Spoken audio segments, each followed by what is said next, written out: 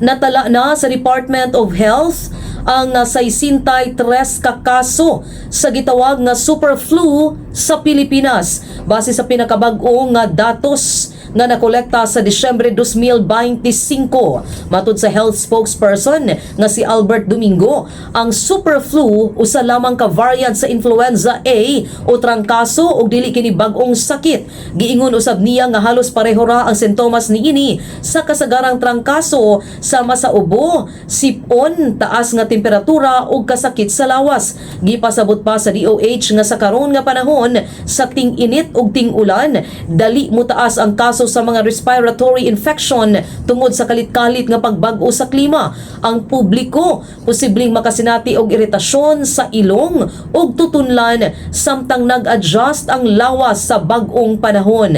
Nag-awhag ang ahensya sa katawhan sa pagsuot og face mask ug pagpanghinlo sa mga kamot aron malikayan ang pagsugod ug pagkaylap sa maong nga super flu. Gihatagan og gibugaton nga ang pag-amping dili nagpasabot nga grabe o infectious ang pagkasinati og flu apan proteksyon kini alang sa kaugalingon ug sa uban.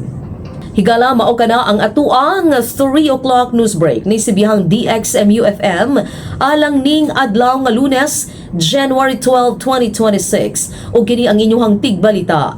LG Iman Aninayon of DXMU FM 88.9, your development radio.